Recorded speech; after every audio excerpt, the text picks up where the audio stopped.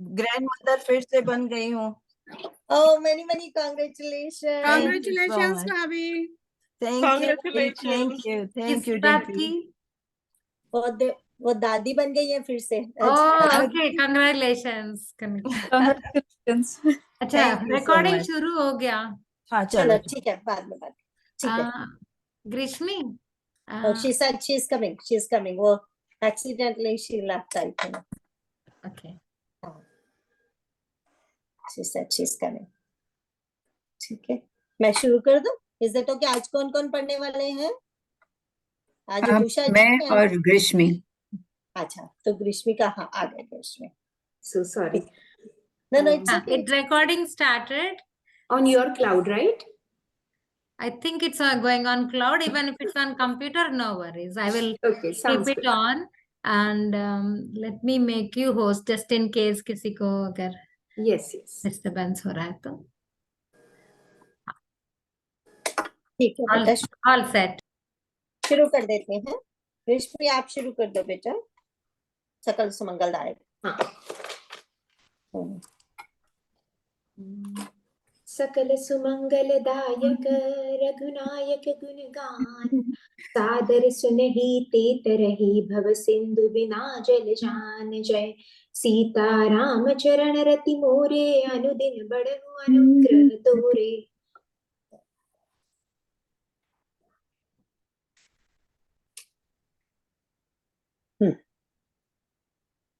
आप पढ़ेंगे ग्रीष्मी?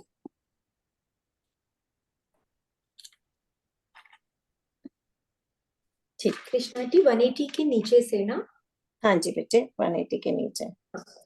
जिसे कुग्रह लगे हो अथवा जो पिशाचग्रस्त हो, फिर जो वायु रोग से पीड़ित हो और उसी को फिर बिच्छू डंक मार दे, उसको यदि मदिरा पिलाई जाए तो कहिए यह कैसा इलाज है।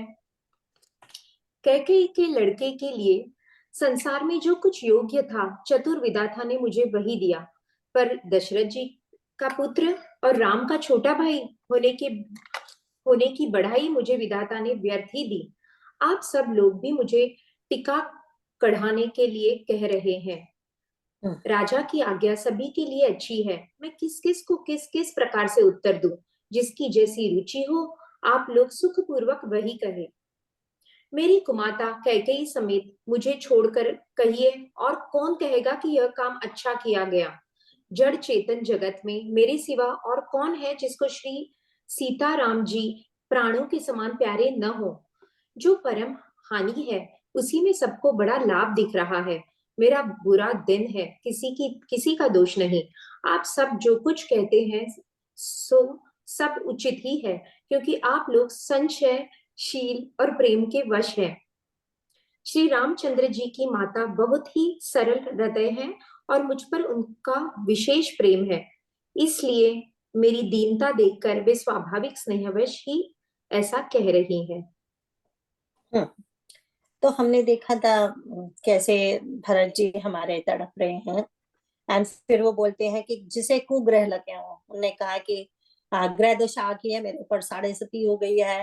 रिमेम्बर जब सरस्वती मैया आई थी बुद्धि को भ्रष्ट करने के लिए मंत्रा की, तो वहां ऐसे लिखा गया, तुलसीदास जी लिखते हैं ऐसे लगता है जैसे 7.5 आ गई है अयोध्या में। तो भरत जी कहते हैं सबसे बड़ी ग्रह तो मुझे और मेरी माँ को लगे हुए हैं, मेरे को ज्यादा कुग्रह।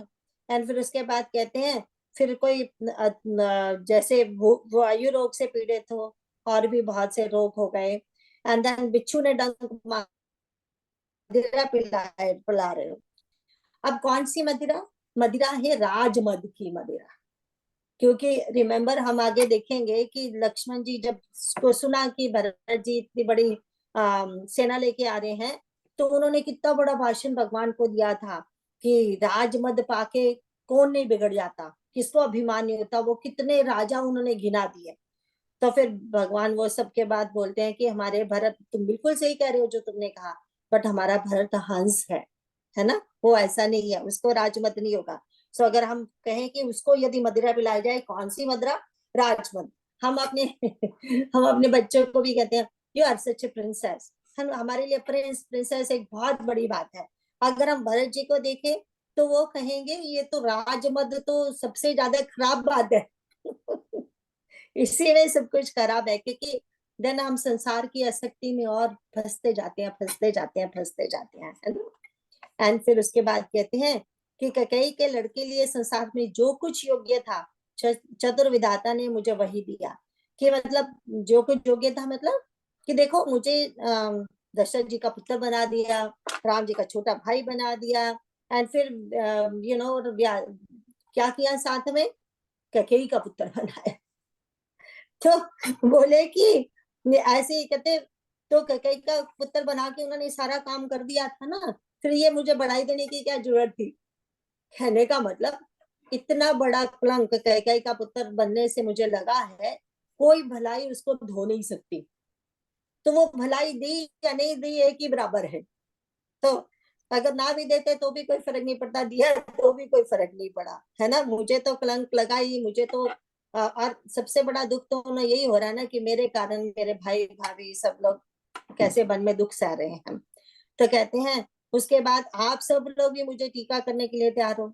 अब इस नॉट ओनली विधाता ने मेरे साथ किया, आप लोग भी मुझे वही दुख दे रहे हो।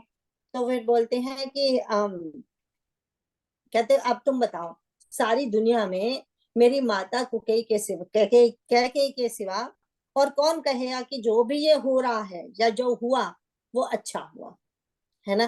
फिर उसके बाद कहते हैं जिसमें जो परम हानि है उसी में सबको अपना अपना लाभ दिख रहा है, बड़ा लाभ दिख रहा है। तो वैसे कहते किसी का दोष नहीं, मेरे पर ही मेरे ही बुरे दिन आए हैं ना, तो मैं किसको दोष देता फिर।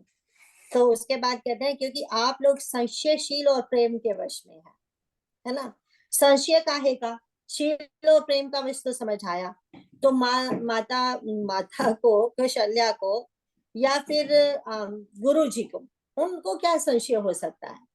तो बोले आप लोगों को, जैसे कि हमने पिछली बार किया था ना कि धर्म का सार अगर जाना तो प्रभु राम एंड भरत जी ने ही जाना, बाकी सब धर्म को जैसे पढ़ा है वैसे कहते हैं, ओके ऐसा है तो ऐसा ही होगा। बट लेकिन तभी तो भगवान श्री कृष्ण कहते हैं ना कि जो धर्म के सार को कौन समझ नहीं पाया, हमारे भीष्म पितामह समझ नहीं पाए। वो उन्होंने कसम तो ली थी कि वो अपना जो हस्तिनापुर का जो गद्दी पे बैठा हुआ है उसको रखेंगे, हस्तिनापुर के लिए सब कुछ करेंगे, लेकिन हस्तिनापुर तो उनके देखते देखते उजड़ गया। तो वो इंस्टेड ऑफ हस्तिनापुर से जो कसम होनी चाहिए, बंदना तो हस्तिनापुर से चाहिए था, वो बंधने गए राजगद्दी के साथ। वो कसम को अच्छी तरह से समझ नहीं पाए। तो वो निर्णय तो सारी उम्र कुछ अपना निर्णय तो कर ही नहीं पाए, वो तो दास बन के रहे। तो फिर जो गुलामी जो कहता रहा बॉस वो करते रहे, है ना, ये था। तो कहते हैं कि इसीलिए सो ये संशय है कि धर्म के प्रति सबको संशय है ना। तो उस बाकी तो शील एंड प्रेम के वश, लाइक माता कौशल्या शील एंड प्रेम के वश कि अब उनका आचरण, गुरु विशिष्ट का आचरण ही ऐसा है, एंड प्रेम के वश में कि वो सचमुच मुझसे बहुत प्रेम करते हैं, उनको मेरे प्रति कोई शंका नहीं है ना, ऐसा उनके मन में कुछ नहीं है। तभी तो नीचे लिखा ना कि माता तो बहुत ही सरल हृदय है और मुझ पर उनका विशेष प्रेम है, इसीलिए मेरी दीनता देखकर स्वाभाविक स्नेहवशी ऐसे कह रही है। मेरी दीनता देखकर मतलब मुझे और भी दीन देखकर वो कह रही है नहीं बेटे आप ले लो, इसमें कुछ भी नहीं है। इसके आगे पढ़ते हैं 181 के नीचे। गुरु जी ज्ञान के समुद्र हैं, इस बात को सारा जगत जानता है। जिनके लिए विश्व हथेली पर रखे हुए बेर के समान है, वे भी मेरे लिए राज तिलक का साज सज रहे हैं। सत्य है, विधाता के विपरीत होने पर सब कोई विपरीत हो जाते हैं। श्री रामचंद्र जी और सीता जी को छोड़कर जगत में कोई यह नहीं कहेगा कि इस अनर्थ में मेरी सम्मति नहीं है। मैं उससे सुखपूर्वक सुनूंगा और सहूंगा, क्योंकि जहाँ पानी होता है वहां अंत में कीचड़ होता ही है। मुझे इसका डर नहीं है कि जगत मुझे बुरा कहेगा, और ना मुझे परलोक का ही सोच है। मेरे हृदय में तो बस एक ही दुस्सह दावानल धड़क रहा है कि मेरे कारण श्री सीताराम जी दुखी हुए। जीवन का उत्तम लाभ तो लक्ष्मण ने पाया, जिन्होंने सब कुछ तज कर श्री राम जी के चरणों में मन लगाया। मेरा जन्म तो श्री राम जी के वनवास के लिए ही हुआ था, मैं अभागा झूठ मूठ क्या पछताता हूँ। सबको सिर झुकाकर मैं अपनी दारुण दीनता कहता हूँ। श्री राम जी के चरणों के दर्शन किए बिना मेरे जीव की जलन ना जाएगी।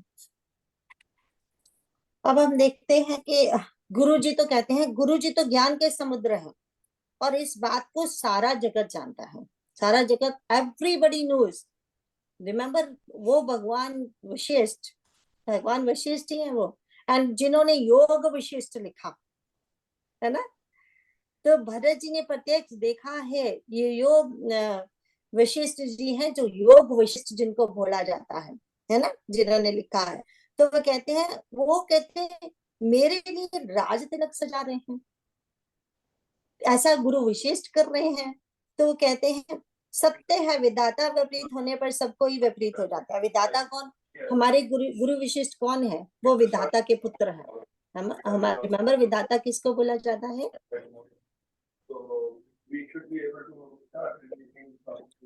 डिम्पल जरा म्यूट पे कर लो प्लीज। डिम्पल का है, हाँ। नीलम जी आप ही म्यूट पे कर लीजिए। तो मेरा तो कोई है नहीं वैसे कमरे में। हाँ कोई बात नहीं, तो गलती से किसी के बार हो जाता है ना। हाँ, तो वो कहते हैं कि गुरुजी तो कहते हैं गुरुजी मेरे लिए तिलक सजा रहे हैं, तो विधाता विपरीत हो गया। तो हमने जो अभी कहा कि विधाता कौन है? ब्रह्मा जी। ब्रह्मा जी को विधाता बोला जाता है, जो विधि लिखने वाले हैं। तो ब्रह्मा जी हैं, एंड ये गुरु विशिष्ट कौन है? ब्रह्मा जी के पुत्र, मानस पुत्र है ना। तो कहते हैं इनके पिताजी अगर मेरे खिलाफ हो गए तो ये भी खिलाफ हो गए। तो कहते तो क्या क्या कसूर है? अब वो क्या करें, उनको अपने पिताजी के अनुसार चलना है।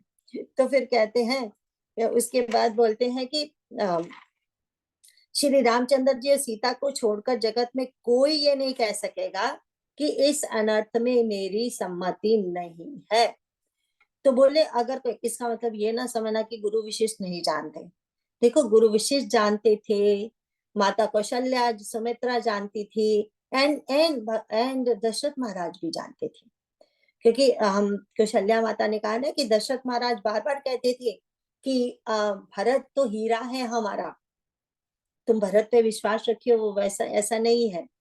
तो आगे भी देखेंगे, यही माता कौशल्या जो महाराज जनक ने जब फैसला देना है उनको बोलती है, मुझे राम की चिंता नहीं है, मुझे भरत की चिंता है। ऐसा ना हो कुछ कि भरत अब के भी प्राण निकल जाए जैसे महाराज के चले गए। उनका ये मतलब है कि अगर भरत को वापस जाना पड़ा राम के बिना, कि मुझे ये भय है कि इसके प्राण ना निकल जाए, है ना। तो ये ऐसी है माता हमारी। तो वो कहते हैं कि अब सिर्फ वो जानते हैं कि राम जी और सीता जी जानते हैं कि मेरी इसमें सम्मति नहीं थी। सो कहते मैं उसे सुखपूर्वक सुनूंगा और सहूंगा, क्योंकि यहाँ जहाँ पानी होता है वहां अंत में कीचड़ भी होता है। बोले क्या करूं मैं, मुझे सुनना ही पड़ेगा। तो इसके बाद कहते हैं मुझे इसका डर नहीं कि जगत मुझे बुरा कहता है, इसका डर नहीं है मुझे, ना मुझे परलोक की सोच है कि मुझे बाद में नरक भोगना पड़ेगा, ऐसा भी डर नहीं है। बट एक ही हृदय में डर है कि भगवान क्या है, कि भगवान दुसह धागवान नल धधक रहा है, क्यों? मेरे कारण सीताराम जी दुखी। अब देखेंगे, बिकॉज इनको यही बार बार दुख है ना। तभी तो हमने कितनी बार पढ़ा है कि जब भगवान राम जी चल रहे थे तो उनको कांटा चुभ गया, तो वो कांटा चुभा तो वो धरती माता को बोलते हैं कि जब मेरा भरत यहाँ से गुजरेगा प्लीज देखना कि उसको ना कोई कांटा चुभ जाए। तो धरती माता पूछती है ऐसा कैसे, आपसे ज्यादा कोमल है क्या आप भरत? तो ऐसा कैसे आप बोल रहे हैं प्रभु? तो प्रभु कहते हैं नहीं नहीं, तुम नहीं समझ सकते, कांटा मेरे को चुभा है ना, कोई फर्क नहीं पड़ता। अगर ये कांटा भरत को चुभ गया तो वो सोचेगा अरे कितने कांटे मेरे प्रभु को चुभे होंगे, और जो उसको दुख होगा ना वो मैं तुम्हें बता नहीं सकता। तो तुम इसके लिए बिल्कुल सॉफ्ट हो जाए हो, ताकि उसको बिल्कुल भी ऐसा ना लगे कि मेरे भगवान को कुछ दुख हुआ है। इसीलिए कहते हैं जब पहली बार प्रभु को देखा भरत जी ने तो ऐसा लग रहा था, वहां पे शब्द यूज किया है कि मुनियों के बीच भगवान एंड माता सीता ऐसे बैठे हैं जैसे कामदेव एंड रति बैठे हों। ऐसे भगवान भरत को दिखाना चाहते हैं, भरत अपने मन में ग्लानि मत करो, मैं तो यहाँ वन गमन करने आया हूँ, मुझे यहाँ कोई दुख नहीं है, देखो कितने ऐशो आराम से रह रहे हैं हम। तो ये बातें जो बार बार कह रहा है, देखना भगवान उसको क्या दिखाएंगे। क्यों दुख हो रहा है तुम्हें भरत, क्यों दुखी हो रहे हो तुम? तो फिर कहते हैं जीवन का उत्तम लाभ तो लक्ष्मण ने पाया, उसने तो जीने का लाभ ही उसने पाया, उत्तम लाभ। क्या लाभ? कि वो भगवान के साथ चला गया ना, उसी ने तो लाभ पाया। तो कहते हैं मेरा जन्म किस लिए हुआ? कि भगवान को वनवास मिले, मैं ही तो कारण हूं ना उसका। तो फिर कहते हैं सबको सिर झुकाकर मैं अपनी दारुण दीनता कहता हूँ, श्री रघुनाथ जी के चरणों के दर्शन बिना मेरे जी की जलन नहीं जाएगी। बोले मैं प्रार्थना करता हूँ, हाथ जोड़ता हूँ, पैर पड़ता हूँ, सबको बताता हूँ कि मेरे जी की जलन तब जाएगी जब मुझे प्रभु के दर्शन होंगे, है ना। आगे बढ़ते हैं। मुझे दूसरा कोई उपाय नहीं सूझता, श्री राम जी के बिना मेरे हृदय की बात कौन जान सकता है। मन में एक ही आंक निश्चय पूर्वक यही है कि प्रातः काल प्रभु श्री राम जी के पास चल दूंगा। यद्यपि मैं बुरा हूँ और अपराधी हूँ और मेरे ही कारण यह सब उपद्रव हुआ है, तथापि श्री राम जी मुझे शरण में सम्मुख आया हुआ देखकर सब अपराध क्षमा करके मुझ पर विशेष कृपा करेंगे। श्री रघुनाथ जी शील, संकोच, अत्यंत सरल स्वभाव, कृपा और स्नेह के घर हैं। श्री राम जी ने कभी शत्रु का भी अनिष्ट नहीं किया। मैं यद्यपि टेढ़ा हूँ, पर हूँ तो उनका बच्चा और गुलाम ही। आप पंच सब लोग भी इसी में मेरा कल्याण मानकर सुंदर वाणी से आज्ञा और आशीर्वाद दीजिए, जिसमें मेरी विनती सुनकर और मुझे अपना दास जानकर श्री रामचंद्र जी राजधानी को लौट आवे। यद्यपि मेरा जन्म कुमाता से हुआ है और मैं दुष्ट तथा सदा दोष युक्त भी हूँ, तो भी मुझे श्री राम जी का भरोसा है कि वे मुझे अपना जानकर त्यागेंगे नहीं। हाँ, तो पीछे जो एक आया था ना कि गुरु जी ज्ञान के समुद्र हैं और इस बात को सारा जगत जानता है, जिनके लिए विश्व हथेली में रखे हुए बेर के समान है। रिमेम्बर, यूजली कभी आंवले की एग्जाम्पल देते हैं। आंवले की एग्जाम्पल जब दी जाती है ना, आंवला पारदर्शी होता है, उसकी स्किन ऐसे होती है कि अंदर से भी दिखता है। इसीलिए जो आंवला है वो खाने के लिए बहुत अच्छा है, सेहतमंद है आंवला। जब कोई बीमार हो तो बेर तो बिल्कुल नहीं दिया जाता। सी जो जब जब शब्द यूज किए जाते हैं उनका बहुत बड़ा मीनिंग है, इसीलिए यहाँ बेर यूज किया गया। जो उनको क्या, जब वो कहते हैं कि देखो जिनके लिए विश्व हथेली में रखे हुए बेर के समान, जैसे एक रोगी के लिए बेर ठीक नहीं है, इसी तरह से हमारे गुरु विशिष्ट जानते हैं कि ये जो संसार का प्रपंच है ये किसी के लिए भी सही नहीं है। असली तो भगवान है ना, भगवान ही सब कुछ है। बाकी तो ये जो सारा विश्व वो बेर के समान है, जो हम मनुष्य के लिए तो एक रोग है संसार प्रपंच। अगर वो ये बेर की तरह, तो इससे तो बचना चाहिए हमेशा। फिर कभी कभी ऐसे लगता है ये संसार प्रपंच बनाया क्यों? देखो हमेशा ये जो सती माता की स्टोरी आती है, ये मुझे बहुत डिस्टर्ब किया करती थी। सती माता की स्टोरी, सती माता भी तो देवी थी ना, तो जब हम उनकी स्टोरी देखते हैं कितना वो दर्दनाक लगता है, कितना ऐसे लगता है कि सती शंकी सभा की थी और ये सब, मुझे कभी भी वो नहीं आता था। एंड देन जितना हम ये शास्त्रों को पढ़ते हैं ना, उतने शास्त्र हमें रिवील करते जाते हैं अपने आप को। एंड जितने हमारे क्वेश्चन होते हैं ना, उसके आंसर बारी बारी में भी जब हम थोड़े से योग्य होंगे तो मिलता जाएगा मिलता जाएगा मिलता जाएगा, कहीं ना कहीं से, किसी ना किसी की संत की वाणी से, जो हम, इसलिए आज मैं वो रखना चाहती थी कि ये जो सारा बताया जा रहा है कि संसार ऐसे प्रपंच है तो क्यों बनाते हैं, क्यों दुख होता है। कहते हैं एक बार मैया एंड श्री भोलेनाथ, एक बार क्या वो हमेशा ही रहते हैं, अपने लोक में रहते हैं, सुखी हैं, प्रसन्न है, सब कुछ है। फिर भगवान थोड़े थोड़े वर्षों के बाद, मिलियन ट्रिलियन वर्षों के बाद चले जाते हैं समाधि में, बहुत देर तक फिर वो अकेले पर रहते हैं, तो बहुत दिनों तक रहते हैं। फिर कभी आते हैं, जब ऐसे कहते हैं मिलियन ईयर्स बीत जाते हैं मनुष्य के, फिर जब वापस आते हैं तो माता प्रसन्न होकर मिलती हैं एंड बोलती है आप कहाँ जाते हो जब भी? तो भगवान कहते हैं कि मेरा एक काम है ना, डिस्ट्रक्शन। तो मैं जब समाधि में अकेला बैठता हूँ तो वो करना होता है मुझे। एंड देखो बाहर जो जितने स्टार्स हैं, ऐसे मिलियंस प्लैनेट हैं एंड मिलियंस अर्थ हैं, तो मिलियन के लोग हैं, जीव हैं इस दुनिया में। तो बोले कि वहाँ तो माया का तो डिस्ट्रक्शन क्यों करनी पड़ती है आपको? बोले कि वहां देखो ये वाला सुख जो यहाँ पे है, शांति जो यहाँ पे है, शाश्वत सुख, वो वहां पे नहीं होता, हर जगह पे नहीं होता। एंड इसीलिए वो मिटाना पड़ता है। क्यों मिटाना पड़ता है? कि लोग अज्ञान से बाहर नहीं निकल पाते, तो इसीलिए सब कुछ मिटाना पड़ता है भगवान से मिलने के लिए। तो माता के कहते हैं वहां पे वो भगवान बोल रहे हैं वहां पे बहुत दुख है, वहां पे बहुत सफरिंग है। तो बोले मैं कष्ट को, दुख को तो समझ पाती हूँ कि वो है थोड़े बहुत, लेकिन ये सफरिंग क्या होती है ये नहीं पता मुझे।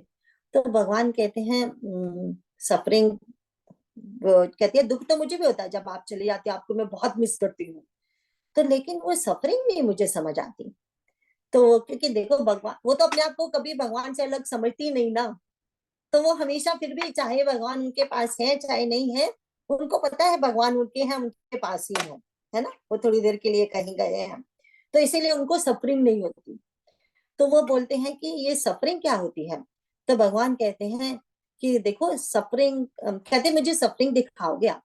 भगवान कहते हैं सफरिंग देखने से समझ नहीं आती, सफरिंग तो महसूस करने की चीज है। तो बोलती है मैं भी वो चीज फिर महसूस करना चाहती हूँ। जो ये सृष्टि है, भगवान की सृष्टि जो है, उसमें अगर दूसरे लोग सफर कर रहे हैं तो मैं समझना चाहती हूँ वो। तो भगवान कहते हैं ये क्या मांग लिया तूने? इसीलिए तो फिर भगवान उनको दिखाते हैं सारा, एंड फिर भगवान उनको बताते हैं। तो मैया बोलती है ये सफरिंग जाएगी कैसे? तो फिर भगवान डमरू का वो कहते हैं वादन सुनाते हैं उन्हें, जिससे ये सारे मंत्र निकले। तो ये मंत्रों की वाइब्रेशन से जो मंत्र है अगर भगवान का ध्यान करके करें तभी सफरिंग मिटेगी, भगवान सब उनको बताते हैं। एंड मैया जी ने देखो हमारी सफरिंग को महसूस करने के लिए वो सती बन के आई। तो वो बन के आई सिर्फ हमारी सफरिंग समझने के लिए, कि ये मेरे बच्चे हैं, उनको दुख कष्ट जो होता है, जब तक मुझे उसका समझ नहीं आएगी तो उसको मिटाऊंगी कैसे मैं, है ना। तो वो सब जो कथा है इस तरह से है। अब हम जब ये सफरिंग, तो वो भगवान से उस समय पूछती है ना कि ये सफरिंग होती क्यों है? तो भगवान कहते हैं अज्ञान से, है ना।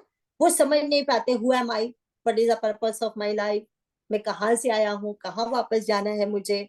वो जब वो सब भूल जाते हैं, संसार के प्रपंच में फंस जाते हैं, उसको अज्ञान कहते हैं। तो अज्ञान मिटेगा कैसे? ये जो मंत्र होते हैं इनको कौन सिखाता है? ऐसे जो हमारे संत होते हैं गुरु वशिष्ठ जी जैसे, तो ये गुरु वशिष्ठ हमारे ऐसे बहुत से जो सप्त ऋषि बोले जाते हैं, वो पीछे रह जाते हैं संसार में, इसीलिए हम सबको सिखाने के लिए। सो ये जो गुरु वशिष्ठ है हमारी सफरिंग को मिटाने के लिए, हमें सिखाने के लिए ही दुनिया में रहते हैं। रिमेंबर हम देखेंगे जब वो भगवान की स्तुति करते हैं तो उसमें ये कहते हैं ना, ब्रह्मा जी ने जब मुझे कहा था जाओ, तो मैंने कहा मुझे नहीं वहां जाना, तो उन्होंने कहा था राम आएंगे। तो अब देखो वो, सो अब हम कहते हैं कि ये इतनी सफरिंग भरत को हो रही थी, तो गुरु वशिष्ठ क्यों नहीं बोल रहे थे? गुरु वशिष्ठ तो सब जानते थे ना, गुरु वशिष्ठ तो राम की आज्ञा में थे, क्योंकि राम जी चाहते थे, वो राम जी के मनोरथों को जानते थे। एंड वो चाहते थे कि राम जी की कथा होगी तो जो सुनेगा, जो समझेगा, जो पढ़ेगा, जो बोलेगा, वो भव सागर से पार हो जाएगा। जैसे अभी हमने कहा कि जो मंत्र होते हैं हमें भवसागर से पार करते हैं, ये राम की कथा, ये भगवान की कथा हमें भवसागर से पार करती है। अगर ये कथा नहीं होती तो हमें भवसागर से पार कौन कराता, है ना। इसलिए ये ब्यूटीफुल सुंदर कथा है। तो गुरु वशिष्ठ जानते हैं कि वो, ऐसा नहीं है कि भरत का शोक वो दुख नहीं देख रहे, इसीलिए वो जब राम जी के पास जब जाते हैं, जब राम जी कहते हैं वशिष्ठ जी को आप फैसला करो, ये भरत तो पगला हुआ पड़ा है, मुझे वापस ले जाना चाहता है, जिद कर रहा है। तो भगवान, तो गुरु वशिष्ठ उस समय क्या कहते हैं? बोले मैं तुम्हारा गुरु नहीं हूँ, इस समय मैं फैसला नहीं कर सकता, फैसला तो वो कर सकता है ना जो बीच में हो, न उधर का न उधर का। बोले मेरे तो भरत के प्रेम ने मेरी मति मार दी है, अब मैं गुरु वशिष्ठ नहीं रहा, तो मैं फैसला नहीं कर सकता। हाँ, बट ये भी नहीं तुमको कह सकता कि तुम वापस चलो, क्योंकि मैं धर्म को भी जानता हूँ, तो आप ही फैसला करोगे, है ना। तो तब वहां महाराज जनक को बोला जाता है। मैंने इतनी सारी लंबी आपको व्याख्या इसलिए दी कि हम थोड़ा थोड़ा हमें समझना है इस चीजों को, नहीं तो हम कथा को ऐसे ही सुनते जाएंगे एंड फिर आगे बढ़ते जाएंगे और पिछला भूलते जाएंगे। जब तक ये कथा हमारे चित्त में बैठेगी नहीं तो हमें फायदा नहीं होने वाला, है ना। तो हमें कुछ भी करके इस कथा को चित्त में बिठाना है। तो हमें याद करना है ये जो सती वाला प्रसंग क्यों हुआ था। मैया स्वयं आई थी अपना दुख सुख को झेलने के। माता जी को बोला जाता है सीता मैया ने क्यों अपना वो रावण के बंदी गृह में रहना पसंद किया। बंदी गृह में नहीं थी वो, पर थी तो वहीं बंधन में थी ना, भगवान के पास नहीं आ सकती तो बंधन में है। क्यों किया? क्योंकि जब इतने जो नाग कन्याएं इसे चोरी करके ले आया था, जो देवों की नारियां, जो मुनियों की नारियां चोरी करके लाया था, तो मैया कहती है जैसे वो सब दुखी हैं मुझे भी वहां जाके रहना है, ताकि मैं उनको बता सकूं मैं भी आपके दुख में दुखी हूँ। ऐसे जब कोई कहता मैं तेरे दुख में दुखी हूँ, जब उसको यही नहीं पता दुख क्या, तो तेरे दुख में दुखी उसको क्या समझ आएगी मैं तेरे दुख में दुखी हूँ, है ना। जब तक वो खुद उसने वो कांटे की पीड़ नहीं सही है तो उसको मेरे कांटे की पीड़ कैसे पता चलेगी। तो वो माता ने इसलिए अपने आप को वहां बंधवाया। तो ये सब समझने की बातें हैं। थोड़ा सा भगवान की कृपा से हमारे चित्त में बैठ जाए पूरी तरह से, और कुछ नहीं है ना, तब हमें असली ये राम कथा करने का, पढ़ने का, समझने का असली असली फायदा होगा, है ना। तो फिर हम देखते हैं, इसीलिए जो गुरु विशिष्ट है कुछ नहीं भूल रहे। ऐसा नहीं है कि वो भरत जी के दुख को नहीं पहचान रहे।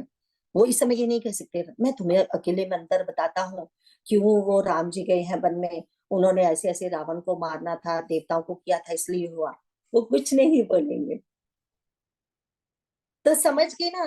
तो वो बताना चाहते हैं जैसे भरत जी हैं, भरत जी को अज्ञान है, उनको पता नहीं कि समष्टि की क्या मर्जी है, भगवान की क्या मर्जी है, क्यों इस तरह से ये बनाया जा रहा, इसीलिए वो सफर करेंगे, कर रहे हैं। मतलब इस समय कभी वो वापस आके ये सब करेंगे, राज्य संभालेंगे, लेकिन तब सफरिंग नहीं है, तपस्या कर रहे हैं।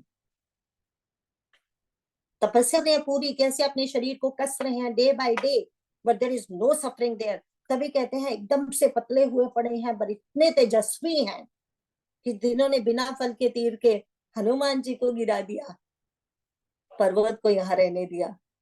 ऐसे हैं हमारे भरत जी की ताकत, वो कहाँ से आई, है ना। There is no suffering there, but 14 साल तड़पे हैं भगवान के लिए पल पल, एंड इतनी भयंकर तपस्या की है। तो आगे पढ़ेंगे 182 के नीचे पढ़ेंगे। कृष्ण जी आप ना थोड़ी सी आवाज कट रही है, प्लीज आप देख लेना जरा। मैं पढ़ती हूँ बाहर। एक्चुअली वो घर के दूसरी तरफ बैठी हूँ ना, तो वो शायद वाईफाई इतनी क्लियर नहीं है। I am sorry. अगर मैंने नहीं, विंडो, हाँ, दूसरी विंडो भी खोल दो जरा, विंडो ऊपर वाली विंडो भी खोल दो। भरत जी के वचन सबको प्यारे लगे। Krishna ji, can I ask you one question? हाँ जी, Yeah, I was हाँ जरूर। reading that Sundarkand, and in that it says that Sri Ram tells his wife Sita to get into the Agni, हाँ right? Ji, And हाँ he ji, sends the हाँ जी, Chaya of Sita. हाँ जी। So that's not a real, not his real wife. I mean, नहीं, not ऐसा नहीं real कह Sita. सकते हम। देखो वहां पे थोड़ा सा उन्होंने ऐसे बताया है हमें समझने के लिए। ऐसा नहीं बोल सकते कि वो रियल, अगर वो छाया माया है वो रियल नहीं है, तो फिर तो जो आशीर्वाद उन्होंने हनुमान जी के लिए दिए वो सब व्यर्थ है ना। हम हनुमान चालीसा में भी गाते हैं कि माँ ने आशीर्वाद दिया, अष्ट सिद्धि नवनी के दाता, असवर दीन जानकी माता, राम रसायन तुम्हारे पासा, सदा रो रघुपति के दासा। तो फिर तो वो सारे झूठे हैं। देखो एक तरफ हम कहते हैं कि भगवान है, तो वो अपने आप को कितने रूपों में बदल सकते हैं, बना सकते हैं ना अपने कितने रूप। तो मैया भी तो उन्हीं की शक्ति है ना, वो भी तो अपने कितने रूप बना सकती हैं। इसका मतलब ये Yeah. नहीं है कि वो रूप से ही है, ये रूप से। अब अगर राम सीता जी इस समय, उस समय त्रेता युग में अगर वो इस धरती पर हैं, तो वहां पे ऊपर का साकेत लोग खाली हो गया, वहां राम सीता नहीं है। जैसे कहते हैं जब कृष्ण भगवान और राधा इस दुनिया पे हैं, तो गोलोक खाली थोड़ी हो गया, गोलोक में भी राधा कृष्ण बैठे हुए हैं, उनका एक रूप यहाँ धरती पे आया है। इसीलिए तो जब ब्रह्मा जी ने देखा तो सारे बछड़े कृष्ण हो गए, उनके गहने कृष्ण हो गए, सब वो जो गोल वाले थे, जो छोटे बच्चे, वो कृष्ण कृष्ण है सारे के सारे। वो ऐसा तो नहीं दूसरों को थोड़ी लगा कि ये जो गैया है छोटी, ये बछड़े हैं, ये कृष्ण है। वो तो ब्रह्मा जी ने बाद में देखा, अरे ये तो कृष्ण ही कृष्ण है। तो वो कहाँ से आया? ब्रह्मा जी ने, अरे रामचरितमानस में हमने देखा है ना, ब्रह्मा जी जब शादी पे आते हैं, सारे देवता, ब्रह्मा जी कहते हैं आज देखेंगे जनकपुरी मेरी बनाई हुई। जब देखते हैं मेरा बनाया तो कुछ है ही नहीं यहाँ पे, तो शिव जी बताते हैं, अरे तुम कहाँ,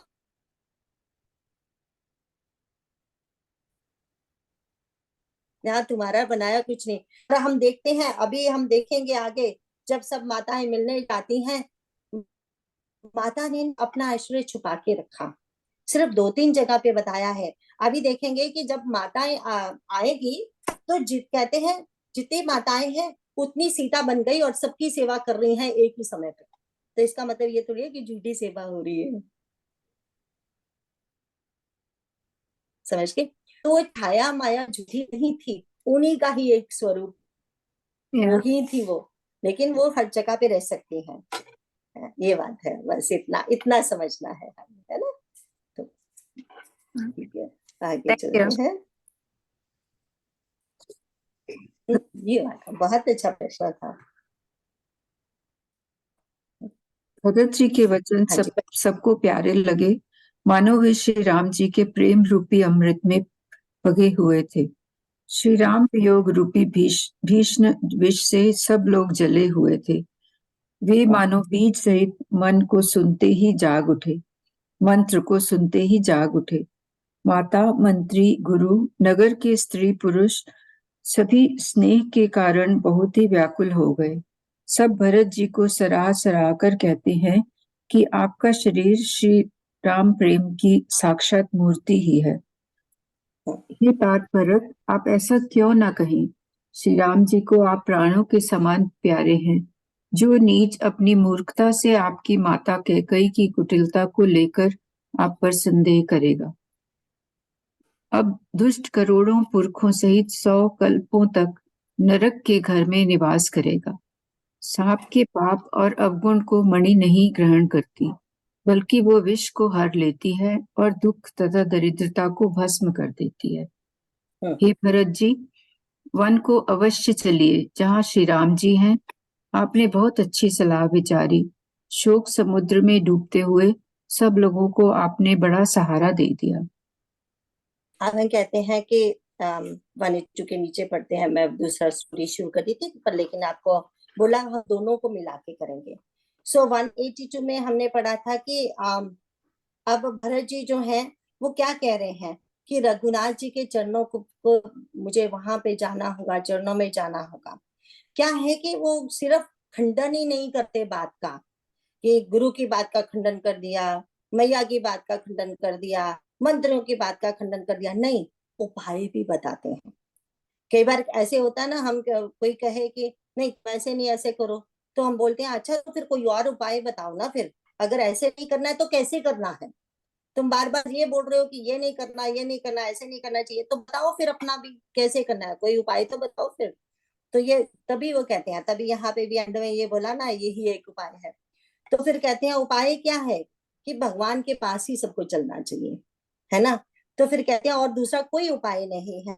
फिर उसके बाद बताते हैं कि यद्यपि मैं बुरा हूँ, अपराधी हूँ, पर लेकिन मंत्र हमारे जो भगवान है वो तो शरणागत वत्सल है ना।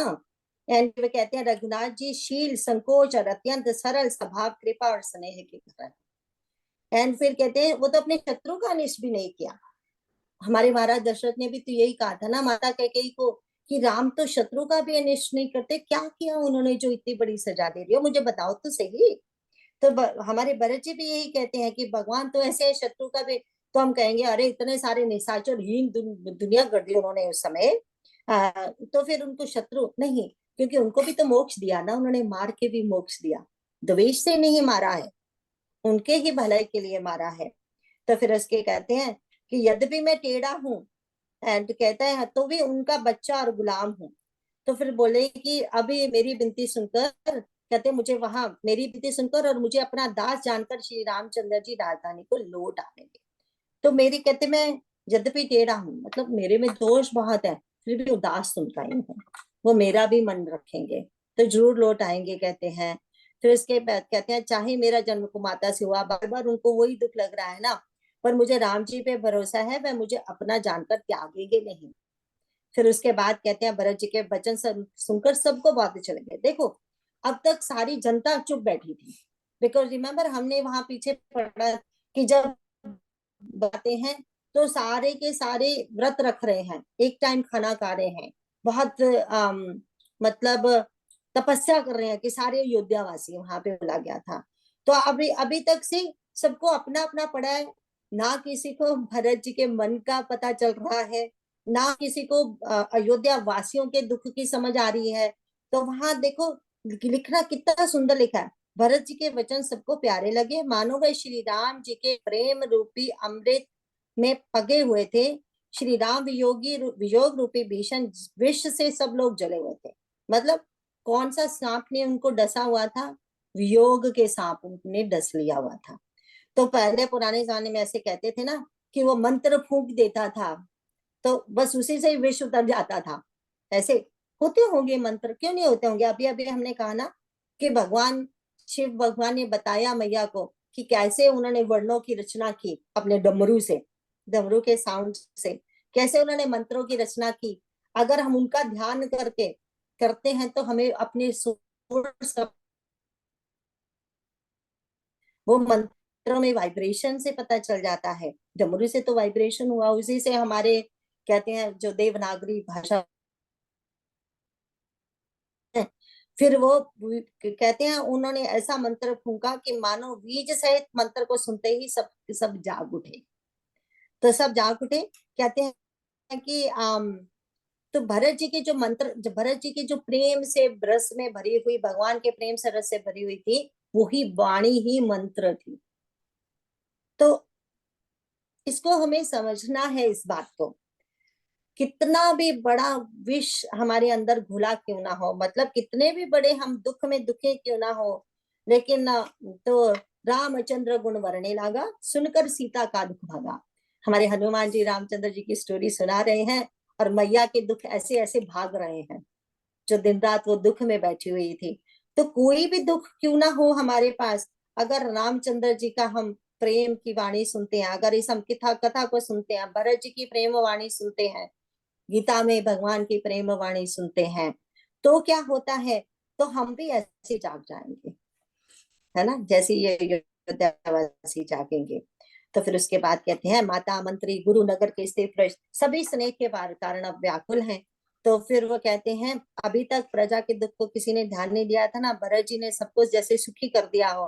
तब कहते हैं कि भरत, अब प्रजा भरत जी की कसम खाती है और कहती है कि श्री राम जी को आप प्राणों के समान प्यारे हैं, वो नीच होगा जो आपके ऊपर शंका करेगा, है ना। अब अयोध्यावासी कसम खा रहे हैं, उठा रहे हैं। तो वो कहते हैं वो दुष्ट करोड़ों पुरखों सहित 100 कल्पों तक नरक के घर में निवास करेगा जो आपके ऊपर शंका करेगा। तो ये कहते हैं हाँ चलो वन में अवश्य चलिए। तो आपसे आपने कहते बहुत अच्छी सलाह दी है, शोक, तो सबको शोक समुद्र से आपने निकाल दिया। अब इसके आगे पढ़ते हैं। सबके मन में कम आनंद नहीं हुआ, अर्थात बहुत ही आनंद हुआ, मानो मेघों की गर्जना सुनकर चातक और मोर आनंदित हो रहे हों। दूसरे दिन प्रातःकाल चलने का सुंदर निर्णय देखकर भरत जी सभी को प्राण प्रिय हो गए। मुनि वशिष्ठ जी की वंदना करके और भरत जी को सिर नवाकर सब लोग विदा लेकर अपने अपने घर को चले। जगत में भरत जी का जीवन धन्य है, इस प्रकार कहते हुए वे उनके शील और स्नेह की सराहना करते जाते हैं। आपस में कहते हैं बड़ा काम हुआ। सभी चलने की तैयारी करने लगे। जिसको भी घर की रखवाली के लिए रहो ऐसा कहकर रखते हैं, वही समझता है मानो मेरी गर्दन मारी गई। कोई कोई कहते हैं रहने के लिए किसी को भी मत मत कहो, जगत में जीवन का लाभ कौन नहीं चाहता। वह संपत्ति, घर, सुख, मित्र, माता पिता, भाई जल जाए जो श्री राम जी के चरणों के सम्मुख होने में हंसते हुए प्रसन्नता पूर्वक सहायता न करें। हम इसको लिटरली नहीं लेना है। इस दोहे को कहने का मतलब ये है कि अब सारे बहुत खुश हैं कि प्रातः काल से भी उठते ही चलेंगे। किसी किसी को छोड़ना है, जिसको बोल रहे हैं तुम रहो तो उसको लग रहा है कि मेरी गर्दन काट दी, फिर जा रहे हैं और मुझे घर में छोड़ने जा रहे हैं, खूब भगवान के दर्शन करने जा रहे हैं, है ना, घर में छोड़ के जा रहे हैं। तो वो कोई कहते हैं अरे नहीं नहीं सबको ले चलो ना, रहने दो घर को, कोई बात नहीं। और कोई कोई कहते हैं संपत्ति, घर, सुख, मित्र, माता पिता सभी जल जाए। इसका मतलब लिटरली वो मतलब नहीं है। उनका मतलब ये है जैसे भरत जी और लक्ष्मण जी ने किया। भगवान के लिए तो सबको ठुकराया जा सकता है। अब ठुकराने का मतलब नहीं है कि लक्ष्मण जी, देखो हर एक का अपना अपना होता है। लक्ष्मण जी तो सबको ठुकरा कर चले गए, लेकिन उनकी अपनी माँ ने स्वयं वही आज्ञा दी थी, ये मत भूलना। उनकी अपनी ही माता सुमित्रा ने ये कहा था मैं तुम्हारी माता नहीं हूँ, राम और सीता तुम्हारे माता पिता हैं, तुम उसके पास जाओ, मुझे मत ये सोचना। तो लक्ष्मण जी ने पूछा होगा फिर आप मेरी माता नहीं हो, सचमुच मेरी माता नहीं हो? तो उन्होंने कहा था नहीं मैं तुम्हारी माँ हूँ, बट तुम मुझे माँ समझ के याद मत करना, तुम्हारी माता राम एंड सीता ही है माता पिता। क्योंकि अगर तुम्हारे मन में एक क्षण के लिए भी रहेगा कि मैं तुम्हारी माता हूँ तो तुम्हें मेरी याद आती रहेगी, तो कहीं ना कहीं सेवा में फर्क पड़ जाएगा। तुम्हें तो बस एक ही बात याद करनी है। सो कहने का मतलब ये नहीं लिटरली मतलब कि वो सारे के सारे जल जाए, मर जाए वो, या मैं उनको मार दूंगा बिकॉज वो मेरे रास्ते में है, ऐसा नहीं है। इसका मतलब सिर्फ यही है कि अगर वो आपके रास्ते में आते हैं तो आप प्रीति पूर्वक उसको उनको छोड़ सकते हो, पर ऐसा नहीं है कि अपना कर्तव्य नहीं निभाना है हमें, है ना। देखो भरत जी भी कैकेयी माता के प्रति भी कर्तव्य निभाया, उनको साथ लेके जाएंगे, उनको सती नहीं होने दिया दूसरी माताओं के साथ, है ना। उनको अभी भगवान के पास भी साथ लेके जाएंगे बिकॉज उनको पता है ये तो कैकेयी तो एक्चुअली राम जी की माता है। वो भूल गई थी, इसके ऊपर ग्रह दशा आ गई थी, थोड़ी देर के लिए भूल गई थी। एक्चुअली इनका असली पुत्र तो वही है एंड ये असली उन्हीं की माता है। इनका जाना बहुत जरूरी है, नहीं तो भगवान राम मुझे कभी क्षमा नहीं करेंगे। उन्होंने ये नहीं कहा था जाओ जल जाओ तुम सती हो जाओ, है ना, ऐसा मतलब नहीं यहाँ। तो फिर कहते हैं कि जो राम जी के सुख होने से हंसते हुए प्रसन्नता सहायता ना करें। अब देखो हमारे एक तरह लोग ऐसे सोचते हैं, हमारे भरत जी ने क्या सोचा वो देखते हैं।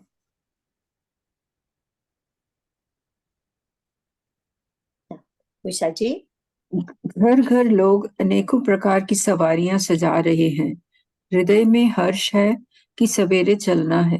भरत जी ने घर जाकर विचार किया कि नगर, घोड़े, हाथी, महल, खजाना आदि सारी संपत्ति श्री रघुनाथ जी की है। यदि उसकी रक्षा की व्यवस्था किए बिना उसे ऐसे ही छोड़कर चल दूंगा तो परिणाम में मेरी भलाई नहीं है, क्योंकि स्वामी का द्रोह सब पापों में शिरोमणि श्रेष्ठ है। सेवक वही है जो स्वामी का हित करे, चाहे कोई करोड़ों दोष क्यों ना दे। भरत जी ने ऐसा विचार कर ऐसे विश्वास पात्र सेवकों को बुलाया जो कभी स्वप्न में भी अपने धर्म से नहीं डिगे थे।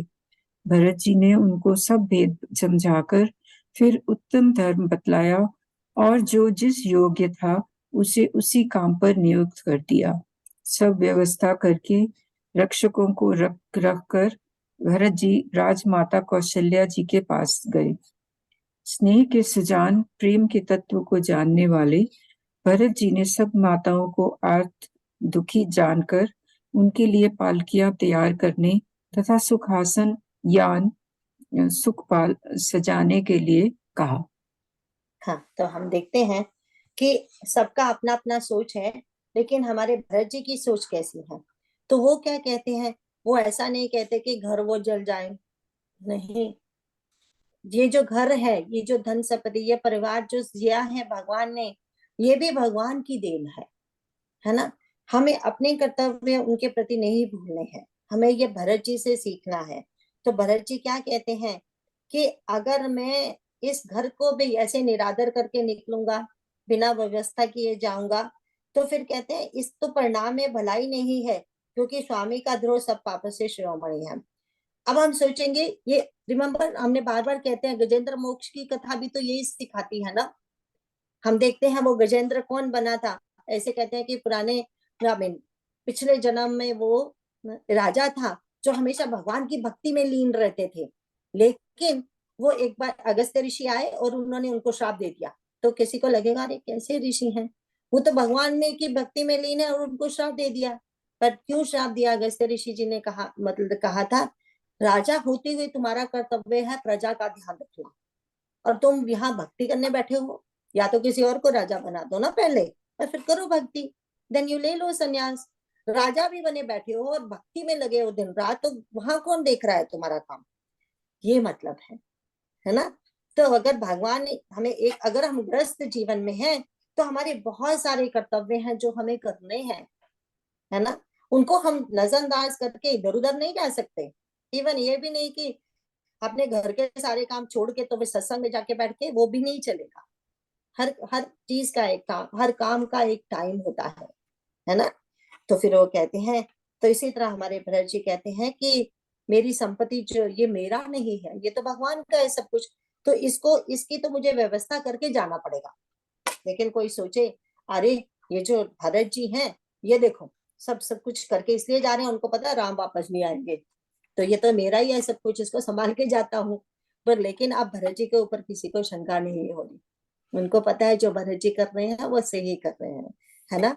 तो वो क्या कहते हैं, इसीलिए तो कहते हैं ना, बहुत सारे हमारे गृहस्थ संत भी हुए हैं जो ऊपर से देखने को लगता था कि ये गृहस्थ में हमारी तरह ही सिमटे पड़े हुए हैं, ऐसा नहीं था। वो गृहस्थ के सारे काम तो पूर्ण रूप से कर रहे थे, लेकिन ध्यान उनका लक्ष्य भगवान ही थे, है ना। जो ऊपर से देखने वाले को लग सकता है अरे ये भी घर में वैसे ही लिप्त हैं जैसे हम हैं, ऐसा नहीं है ना। इसी तरह हमारे जो भरत जी हैं वो क्या कहते हैं कि सेवक, सेवक क्या है, कौन होता है सेवक? सेवक वो होता है जो सुख संपत्ति मान वो सब नहीं चाहता, बड़ाई मान बड़ाई नहीं चाहता, और सेवक के मन में कभी अधिकार, वो सेवक अधिकारी नहीं बनना चाहता। दूसरी बात यह है कि जो सेवक है ना, उसको कभी भी अपने साधन का अभिमान नहीं होता, अपना अभिमान नहीं होता। ये नहीं कह रहे भरत कहीं भी मेरी तरफ देखो कितना अच्छा हूं मैं ऐसा नहीं समझना कि लक्ष्मण ही अच्छे हैं, मैं भी बहुत अच्छा हूँ, ऐसा उन्होंने कहीं नहीं कहा।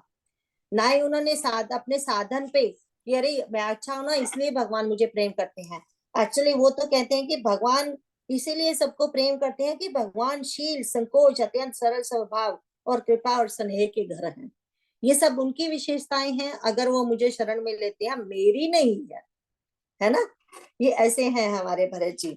तो फिर यहाँ भी वही कहते हैं कि ठीक है, कहते हैं ये जो घर है ना, ये जो सब कुछ है ये प्रभु का है, तो मुझे इसका भी ध्यान रख के जाना होगा, अगर नहीं करूंगा तो ये भी पाप है।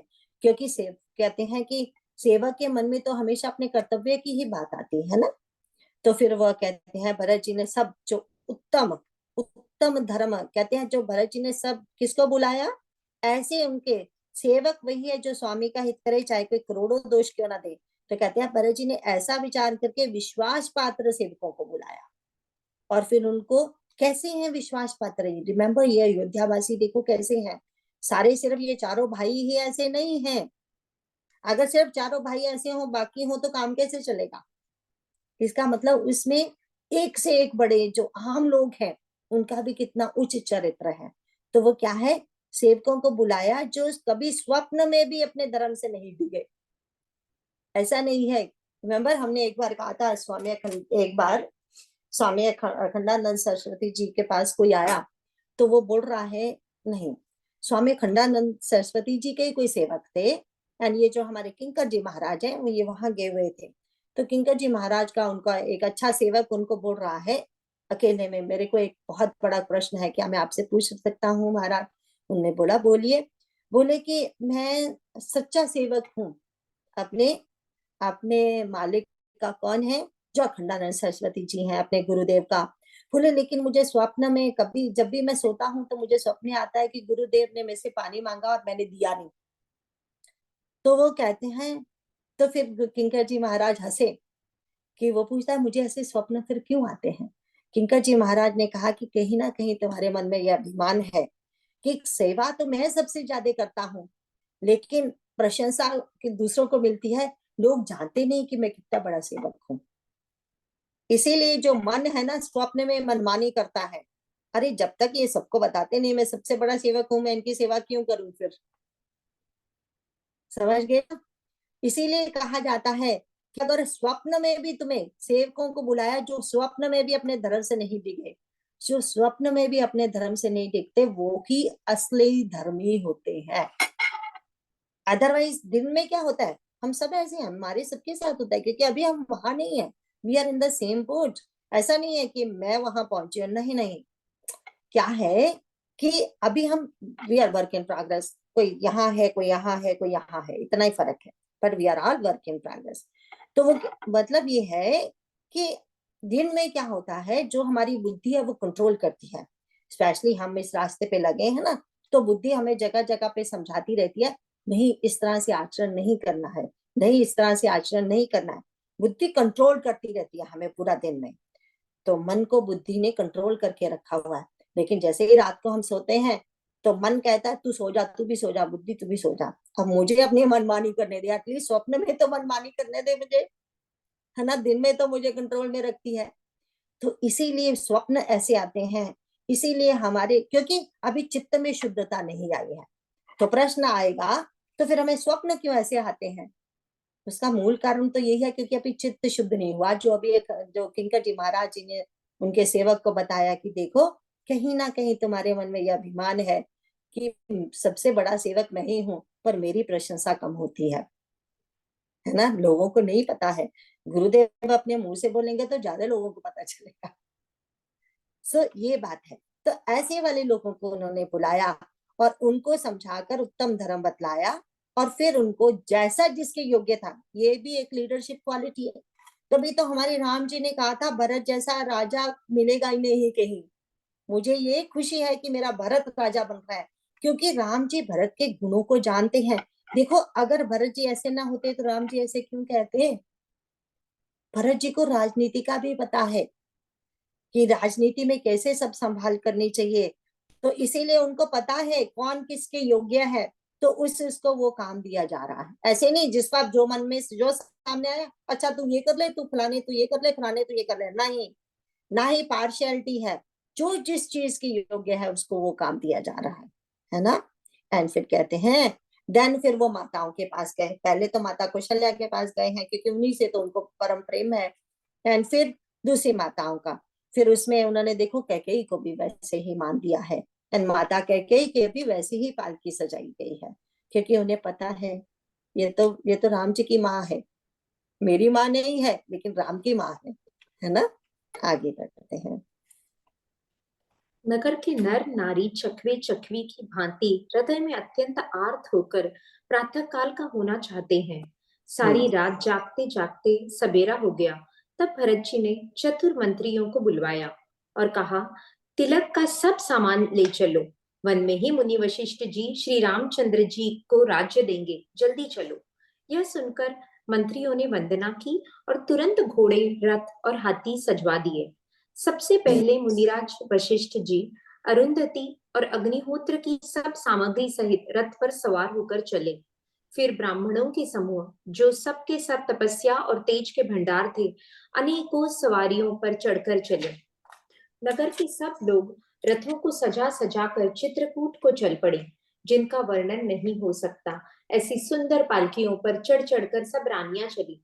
विश्वास पात्र सेवकों को नगर सौंपकर और सबको आदर पूर्वक रवाना करके तब श्री सीताराम जी के चरणों को स्मरण करके भरत शत्रुघ्न दोनों भाई चले। अब तो हम देखते हैं कि तिलक का सब सामान लिया। रिमेम्बर, तो क्वेश्चन होता है कि जो भरत जी है सेना को भी साथ में क्यों लेके चल रहे हैं? क्योंकि असली सेनापति, चीफ ऑफ कमांडर जो होता है वो तो राजा ही होता है। सेना का जो असली सेनापति है ना, वो राजा होता है। यहाँ पे तो जो आर्मी है, जो सारी मिलिट्री अंडर प्रेसिडेंट के ही होती है, चीफ ऑफ कमांडर वही है ना। तो अब हम देखते हैं, इसीलिए वो उनको लेके गए थे एंड और चाहते हैं वन में ही राज तिलक कर दो, वापस अयोध्या। देखो क्या होता है, कोई जगह होती है जिसके नाम से प्रसिद्धि आती है। जैसे जो अयोध्या का राज्य देना चाहते थे हमारे महाराज दशरथ प्रभु राम जी को, भरत जी तो सोचते हैं अयोध्या का राज कुछ भी नहीं है, ये तो एक बहुत छोटी सी मामूली सी चीज है मेरे प्रभु के लिए। तो प्रभु तो जहां भी हो, वन में हो, तो वहां ही राजा उनको बना दिया जाएगा। उसके लिए ये जरूरी नहीं है कि उन्हें अयोध्या में लाया जाए फिर अयोध्या का राजा डिक्लेयर किया जाए। वो तो पूरी पृथ्वी के राजा हैं, उनको कहीं भी राजा डिक्लेयर किया जा सकता है ना। ये तो असली राजा जहां का हो वहीं पे ही ये सेरेमनी होती है और कहीं नहीं हो सकती। तो ये कहते हैं ना वन में ही हम सेरेमनी कर देंगे। और सेना को क्यों ले जाया जा रहा है, जैसे कि अभी बताया कि सेना तो का होना वहां जरूरी है। उनको सबसे पहले पता होना चाहिए उनका राजा कौन है, बिफोर एनीबडी एल्स इवन, है ना। सेना एक अंग है ना, बहुत विशेष अंग है। हमने जैसे बताया कि जैसे हम इसको समझो इस बात को, I always put it together two things समझने के लिए, ताकि हमारे चित्त में बैठ जाए। देखो जब कौरवों पांडवों का युद्ध हो रहा है, एक टाइम 7 औक्षणी सेना बोलते हैं एंड उधर 11 टाइम है, 7 and 11। क्या होता है, अगर सेना बहुत कम रह जाए, राजा जिंदा भी क्यों ना हो, राजा हारा हुआ माना जाता है। क्योंकि सेना राजा का एक विशेष अंग है। सेना है तो ही राजा है। सेना के विदाउट राजा हो ही नहीं सकता, because that's the force behind it ना। अकेला राजा क्या करेगा। इसीलिए कभी कभी कहते हैं ना, वहां मिलिट्री ने ले लिया, दे टुक ओवर। पाकिस्तान में हमेशा ऐसा होता है ना कि मिलिट्री टुक ओवर, क्योंकि जब सेना ही साथ में नहीं है तो वो एक्चुअली राजा का पावर ही गया। तो अगर कौरव सेना खत्म कर देते, जैसे हमारे गुरु विशिष्ट रोज मारते जा रहे थे ना सेना को 10 दिन तक, तो वो 2 औक्षणी सेना हमारे जो हमारे जो भीष्म पितामह है ना, उन्होंने 7 औक्षणी सेना 10 दिनों में खत्म कर दी थी। सिर्फ 2 औक्षणी सेना रह गई थी पांडवों के पास, बिफोर भीष्म पितामह जी पास, मतलब उनको जख्मी किया गया जब तक उन्होंने शस्त्र नहीं त्यागे। तो ये था कि अगर ऐसे ही मारते गए तो बिना हारे वो हार गए पांडव। तो ये होता है, इसीलिए सेना को साथ लेके जाया जा रहा है। सो दोनों कथाओं को साथ लेके समझो, है ना। तो फिर हम देखते हैं कि तिलक का सब सामान तैयार करके वो वहां चले। सबसे पहले किसको आगे किया जा रहा है, मुनि विशिष्ट को, वो ही है सबके लिए सब कुछ। तो मुनि विशिष्ट को आगे लेके जाया जा रहा है। तो फिर वहां पे कहते हैं कि जो तो सबसे पहले क्या है, मुनि विशिष्ट, अरुंधति और अग्निहोत्र, सारे ब्राह्मणों को, ताकि वो उनका पहले आदर होना चाहिए, वो अपना अपना सामान लेके चले। तो अब इसके आगे हम देखते हैं कि सब लोग अब सामान लेके चित्रकूट की ओर सज के चल पड़े। एंड अगर हम एक और पढ़ लेंगे ना तो ये थोड़ा विषय खत्म हो जाएगा। तो अगर 5 मिनट मुझे दोगे सिर्फ, इसमें ज्यादा समझाने का वो नहीं है। तो 188 से फिर सिंगेरपुर रोड चलेंगे ना, तो वहां पे हम दूसरा निषाद राज का थोड़ा वो आएगा, ठीक है ना। वो भरत पे वो कर रहे हैं शंका, थोड़ा प्रसंग चेंज हो जाएगा। प्लीज एक और पढ़ दीजिए, मुझे बस 5 मिनट दीजिए। श्री रामचंद्र जी के दर्शन के वश हुए, दर्शन की अनन्य लालसा से सब नर नारी ऐसे चले मानो प्यास से हाथी हथिनी जल को तककर बड़ी तेजी से बावले से हुए जा रहे हों। श्री सीताराम जी सब सुखों को छोड़कर वन में हैं। मन में ऐसा विचार करके छोटे भाई शत्रुघ्न सहित भरत जी पैदल ही चले जा रहे हैं। उनका स्नेह देखकर लोग प्रेम में मग्न हो गए और सब घोड़े हाथी रथों को छोड़कर उनसे उतरकर पैदल चलने लगे। तब श्री रामचंद्र जी की माता कौशल्या जी भरत जी के पास जाकर और अपनी पालकी उनके समीप खड़ी करके कोमल वाणी से बोली, हे बेटा, माता बलाइयां लेती हैं, तुम रथ पर चढ़ जाओ, नहीं तो सारा प्यारा परिवार दुखी हो जाएगा। तुम्हारे पैदल चलने से सभी लोग पैदल चलेंगे। शोक के मारे सब दुबले हो रहे हैं। पैदल चलने के योग्य नहीं है। माता की आज्ञा सिर चढ़कर और उनके चरणों में सिर नवाकर दोनों भाई रथ पर चढ़कर चलने लगे। पहले दिन तमसा पर मुकाम करके दूसरा मुकाम गोमती के तीर पर किया। दोहे के नीचे भी पढ़ दीजिए। कोई दूध ही पीते, कोई फलाहार करते, कुछ लोग रात की एक ही बार भोजन करते हैं। भूषण और भोग विलास छोड़कर सब लोग श्री रामचंद्र जी के नियम और व्रत करते हैं। तो हम देखेंगे कि अब सारे उधर चले जा रहे हैं। जाने का तरीका देखते हैं।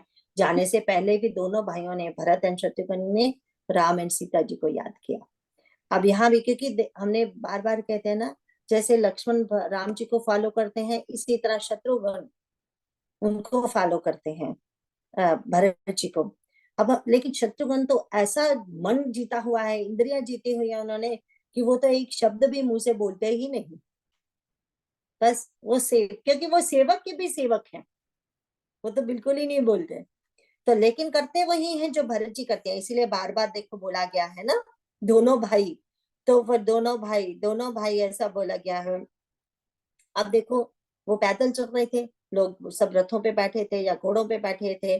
तो जब देखा कि ये दोनों नीचे हैं, चल रहे हैं, तो लोगों को लगा रहे हमें भी नीचे चलना चाहिए। बट सारे अयोध्या वासी हैं, शहर के रहने वाले हैं, किसको पैदल चलने की आदत नहीं है। तो फिर माता ने समझाया कि बेटे देखो, तुम रथ पर चढ़ जाओ, नहीं तो सब लोग दुखी हो रहे हैं।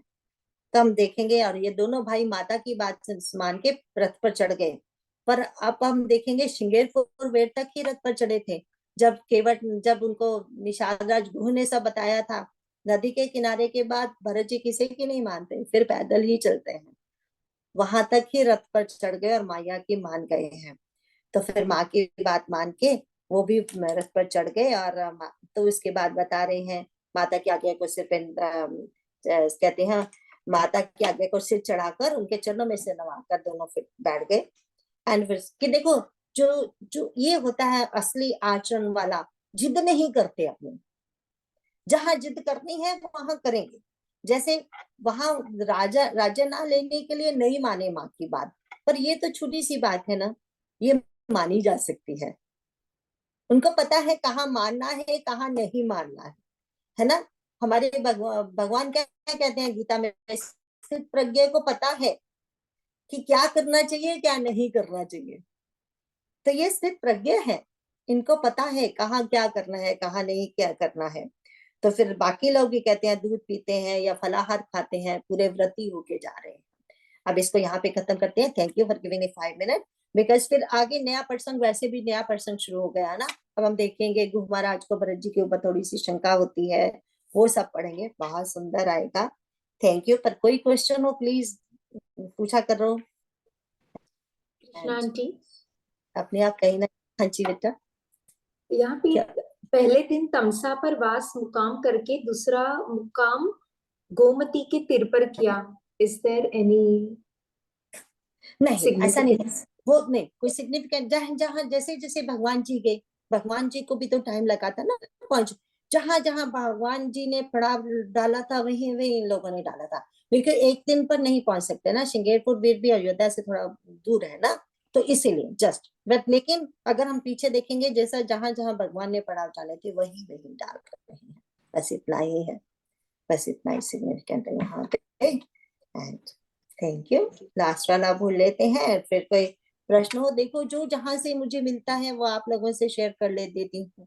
जैसे मिलता है, जो आप सती जी के बारे में जो मैंने कहा कि मुझे नहीं पता था कि कहाँ इसका आंसर जो चाहिए था मुझे, जो मुझे अभी थोड़े दिन पहले ही मिला, वो इस बुक से मिला है। ओम स्वामी जी की बुक है मंत्रा के ऊपर, तो इस बुक में से मिला था उसका आंसर। उन्होंने ये सारा बहुत ब्यूटीफुली एक्सप्लेनेशन दिया है माता श्री भोलेनाथ जी का, तो उससे मिला है। ये है ओम स्वामी जी की book the ancient science of mantras. तो आज हम ये सब जैसे जो संतों से मिलता है, जो पढ़ते हैं, वो आपसे शेयर कर लिया जाता है। आपकी कृपा है कि मुझे भी भगवान याद करते हैं, पढ़ने का मौका देते हैं। नहीं तो पता नहीं क्या क्या कर रही हूँ मैं।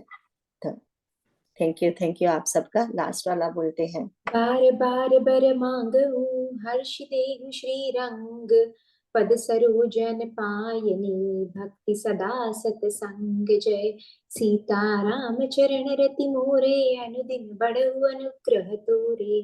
जय श्री जय जय सिया राम। कल वरलक्ष्मी है, सबको बहुत बहुत बधाई हो। जो जो कर रहे हैं सबको बहुत बहुत बधाई। माँ वरलक्ष्मी की, माता रानी सब पर कृपा करे। माता रानी के दर्शन करा दे। हाँ हाँ बिल्कुल। ओ भैया, जय माता दी, जय माता दी। तो Thank you, कल भी thank you, है क्या गीता। वरलक्ष्मी? कल ही Thank you। है, आज आह्वान लेकिन करते मेरे हैं। 2 फ्रेंड्स ने तो लास्ट वीक कुछ तो दिया था, खाना और वै- सब कुछ, वैसे मतलब कल बुलाया था कल है, कल लास्ट। है, बट कल आज आह्वान करते हैं हम। रिकॉर्डिंग बंद कर दे प्लीज। ओके, हेलो दी, Ram thank you, Ram. Thank you Geeta for दर्शनों के